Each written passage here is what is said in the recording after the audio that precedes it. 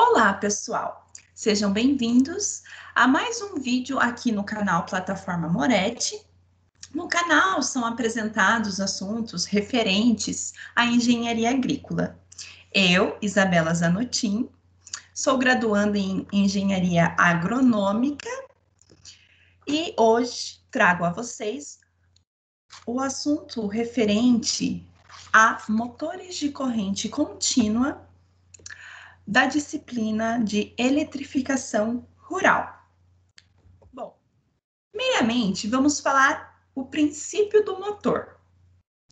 A função de um gerador é de gerar uma tensão quando os condutores se deslocam através de um campo, enquanto o motor ele serve para produzir um esforço para a rotação, o torque, para produzir a rotação mecânica. Aqui nós temos a imagem de um motor com as suas peças. Em seguida, nós vamos falar o que é um motor elétrico. Bom, o motor elétrico, ele é um dispositivo cuja finalidade é transformar a energia elétrica em energia mecânica, a fim de produzir trabalho em um sistema. Aqui, nós vamos ver as partes de um motor. Temos a ventilação, o invólucro, o estator, o rotor e a caixa de ligação. Por que o estator e o rotor eles estão em destaque? Porque ambos são as principais partes de um motor elétrico.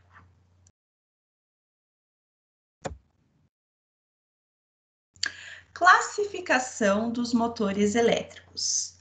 Nós temos motores de corrente contínua, motores de corrente alternada e motores universais. Neste vídeo, nós vamos falar sobre o motor de corrente contínua. Bom, os motores de corrente contínua, eles funcionam tanto como motores quanto geradores de energia elétrica. Uma das vantagens desse motor é que a velocidade ela é o quê? Ajustável entre amplos limites. Possui ímãs permanentes ou então tem campo e armadura. Necessitam de uma fonte de corrente contínua ou dispositivo que converta a corrente alternada em corrente contínua. E quais são as aplicações para esse tipo de motor? Bom, as aplicações são em brinquedos, eletrodomésticos, máquinas industriais, veículos elétricos. O custo desse tipo de corrente contínua é mais elevado. E também a corrente contínua foi o primeiro tipo de corrente que surgiu. É um tipo de corrente flexível e precisa. Nesta figura, nós vamos ver a estrutura interna de um motor de corrente contínua, em que aqui nós temos a culatra, o enrolamento de campo, o núcleo, a sapata polar, sendo que o núcleo e a sapata polar é um polo de campo. O enrolamento induzido, o núcleo induzido, o comutador e o eixo. Aqui está um pouco mais ampla o eixo, o comutador, o enrolamento e o núcleo. Bom, vamos falar um pouco sobre o comutador. Ele tem a função de manter a corrente circulando no mesmo sentido na armadura. Ou seja, faz com que o torque gerado seja sempre no mesmo sentido. Quando estão operando como gerador, o comutador tem a função de manter a tensão gerada sempre com a mesma polaridade. O enrolamento de campo, que está aqui, ó, é a parte fixa da máquina, do estator. Ele é responsável por criar o fluxo magnético que irá atravessar a armadura. Nele é formado os polos magnéticos norte e sul, criando um campo de excitação. Porém, o estator, ao motor de corrente contínua também pode ser feito por ímãs permanentes. Então, aqui nós vimos a estrutura interna de um motor de corrente contínua. Quais são os principais tipos de motores de corrente contínua? Primeiramente, a classificação dos motores de corrente contínua pode ser de acordo com o modo de conexão do indutor e das bobinas induzidas. Nós temos o quê? O motor em série, motor paralelo, motor composto, motor de excitação independente. O motor em série, ele é muito usado em aplicações onde é necessário maior tração. Exemplo, trens elétricos, bondes elétricos, guinchos elétricos.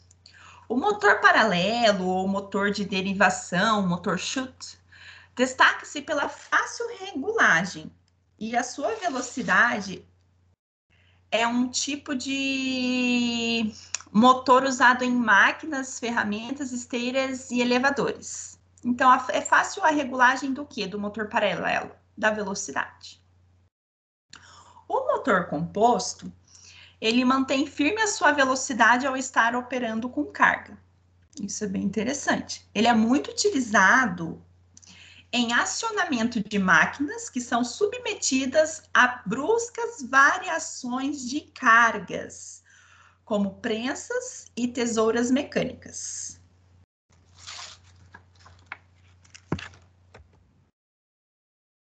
Bom, tipos de motores de corrente contínua. Aqui nós temos o diagrama contendo o esquema de ligação de motores de corrente contínua. Motores em série, motores em paralelo e motores compound. Os motores em série vai colocando carga, os motores em série vai colocando corrente alternada e vai diminuindo a rotação. Então, aqui nós temos o exemplo da ligação do motor em série. O motor paralelo, você coloca a carga e permanece com a mesma rotação e a capacidade de carga reduz.